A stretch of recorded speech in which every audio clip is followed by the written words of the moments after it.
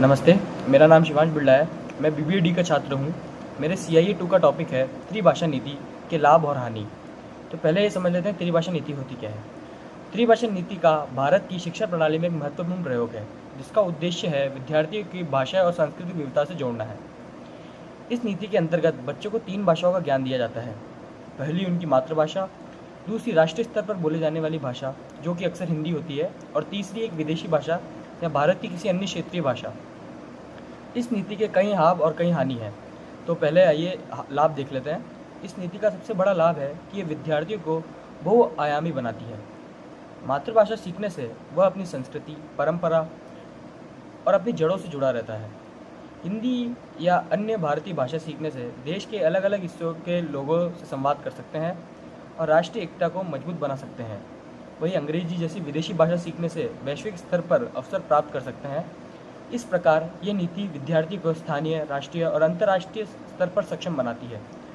त्रिभाषा नीति का एक और अच्छा पहलू यह है कि वह भाषाई विविधता को सम्मान देती है। भारत में सैकड़ों भाषाएं और बोलियां प्रचलित है। यदि विद्यार्थी 3 भाषाएं सीखते हैं तो उन्हें विभिन्न संस्कृति और परंपराओं को समझने का अवसर मिलता है। उदाहरण के लिए, अगर कोई बच्चा तेलुगु, हिंदी और अंग्रेजी सीखता है तब वह दक्षिण भारत की संस्कृति से भी जुड़ा रहता है, उत्तर भारत के लोग से भी संवाद कर सकता है और अंतर्राष्ट्रीय स्तर पर भी खुद को स्थापित कर सकता है। तो यह था त्रिभाषा नीति के लाभ। अब मैं आपको त्रिभाषा नीति के कुछ लाभ सरल शब्दों में बताता हूँ। त्रिभाषा नीति सोचने की क्षमता बढ़ाती है। एक ही देश के अलग अलग भाषाई क्षेत्रों में आपसी समझ और रोजगार की संभावनाएं बढ़ाती है। छात्रों में सहिष्णुता और विविधता के प्रति सम्मान की भावना विकसित होती है। राजनयिक, पर्यटन और अंतर्राष्ट्रीय व्यापार में भी यह उपयोगी साबित होती है। त्रिभाषा नीति के लाभ और हानि दोनों ही हैं। अब त्रिभाषा नीति की हानि देख लेते हैं। हालांकि इस नीति के कुछ नुकसान भी है। सबसे बड़ी चुनौती यह है कि 3 भाषाएं सीखना बच्चों पर बोझ डालता है। खासकर प्राथमिक स्तर पर जब बच्चा अपनी सीखने की प्रक्रिया में होता है तो 3 भाषाएं एक साथ सीखना उसके लिए बहुत ही कठिन हो जाता है। दूसरी चुनौती जो है वो संसाधनों की है। भारत के कई ग्रामीण क्षेत्र है जो अभी शिक्षा में बहुत ही पिछड़े हुए हैं, जहां पर पर्याप्त शिक्षा नहीं प्राप्त होने पर त्रिभाषा नीति का लागू होना बहुत ही कठिन हो जाता है। राजनीतिक और क्षेत्रीय विवाद भी इस नीति से जुड़े रहते हैं। कई राज्यों में यह सवाल उठता है कि तीसरी भाषा कौन सी होनी चाहिए। दक्षिण भारत में राज्य में हिंदी का विरोध देखने को मिला है, वहीं उत्तर भारत में अन्य क्षेत्रीय भाषा को सीखने में विद्यार्थियों की रुचि कम पाई जाती है। इस प्रकार भाषा का चयन मुद्दा अक्सर विवाद का कारण बना रहता है। फिर भी अगर सही ढंग से लागू किया जाए तो त्रिभाषा नीति विद्यार्थियों और वैश्विक नागरिकों बनने की दिशा में तैयार कर सकती है। यह उन्हें न केवल शिक्षा और रोजगार में लाभ देती है, बल्कि सामाजिक और सांस्कृतिक दृष्टि से भी उन्हें संवेदनशील और समझदार बनाती है। अब मैं त्रिभाषा नीति के हानियों को एक सरल भाषा में समझाऊंगा। त्रिभाषा नीति के नुकसान: ग्रामीण या आर्थिक रूप से कमजोर वर्ग के छात्रों के लिए 3 भाषा सीखना कठिन हो सकता है। शिक्षा का समय और पाठ्यक्रम और भी जटिल हो जाता है। कई बार छात्रों को भाषाओं की जगह मुख्य विषय जैसे गणित, विज्ञान, वाणिज्य आदि पर कम समय मिल पाता है। एक जैसी दक्षता सभी भाषाओं में विकसित करना कठिन हो जाता है। और आखिर क्षेत्रीय असंतुलन: कई राज्यों में भाषा को स्वीकारने में विरोध हो सकता है। यह थे त्रिभाषा नीति के कुछ हानियाँ। आखिर में मैं यही कहना चाहूँगा, भारत एक ऐसा देश है जहाँ पर कुछ किलोमीटर पर भाषा और बोली बदल जाती है। इतनी भाषाई विविधता को देखते हुए शिक्षा नीति में यह जरूरी हो जाता है कि विद्यार्थी को ऐसी सुविधा दी जाए जिससे वह अपनी मातृभाषा से भी जुड़े रहें और साथ ही अन्य भाषाओं को सीखकर बड़े अवसरों तक पहुँच भी पाएँ। इस सोच के साथ त्रिभाषा नीति सामने आई। इस नीति के यह साफ कर दिया है कि बच्चों को केवल अपनी भाषा तक सीमित रहना पर्याप्त नहीं है। अगर कोई विद्यार्थी केवल मातृभाषा ही जानेगा तो अपने क्षेत्र में तो अच्छे से संवाद कर पाएगा, लेकिन देश और दुनिया के स्तर में पीछे रह जाएगा। इसलिए दूसरी और तीसरी भाषा सीखना उनके लिए नए दर्जे खोलता है। हिंदी जैसी भाषा उसे भारत के बड़े हिस्सों से जोड़ती है, जबकि अंग्रेजी व अन्य विदेशी भाषाएं उसे दुनिया में से जोड़ती है।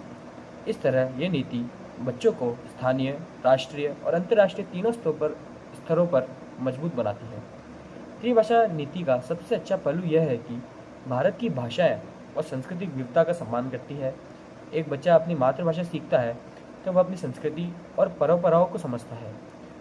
दूसरी भारतीय भाषा सीखने से उस देश के अन्य हिस्सों के लोगों को जानने और उन्हें जुड़ने से अवसर मिलता है। और विदेशी भाषा सीखने में शिक्षा और नौकरी में वैश्विक स्तर पर प्रतिस्पर्धा का मौका मिलता है। यानी यह नीति बच्चों को बहुआयामी व्यक्तित्व बनाने की दिशा में ले जाती है। तो त्रिभाषा नीति के हमने देखे लाभ और हानियाँ। धन्यवाद।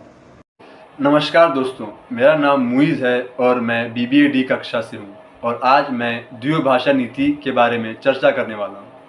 भारत जैसे विशाल और बहुभाषी देश में भाषा हमेशा से शिक्षा और प्रशासन का एक महत्वपूर्ण मुद्दा रहा है। द्विभाषा नीति का विचार इसी पृष्ठभूमि से जुड़ा हुआ है।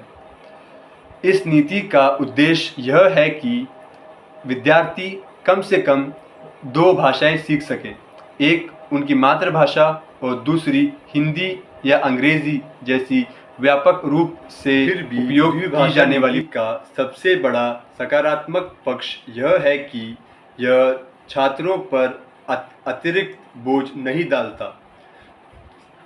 छोटे बच्चों के लिए एक साथ 3 भाषाएं सीखना मुश्किल हो सकता है। ऐसे में 2 भाषाओं तक सीमित रहना उनके लिए आसान हो जाता है। खासकर ग्रामीण या पिछड़े क्षेत्रों में जहां शिक्षा के संवादन कम है, वहाँ तो बहुत मुश्किल हो जाता है। हालांकि इसके कुछ नुकसान भी रह सकते हैं।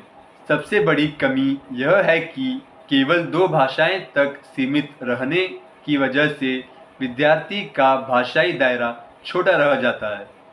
भारत में सैकड़ों भाषाएं बोली जाती हैं और अगर कोई बच्चा केवल मातृभाषा और हिंदी या अंग्रेजी सीखता है तो वह किसी तीसरी राज्य की भाषा से अपरिचित रह सकता है। उदाहरण के लिए, यदि तमिल भाषी बच्चा तमिल और अंग्रेजी ही सीखता है तो उसे हिंदी भाषी क्षेत्रों में संवाद करने में दिक्कत हो सकती है।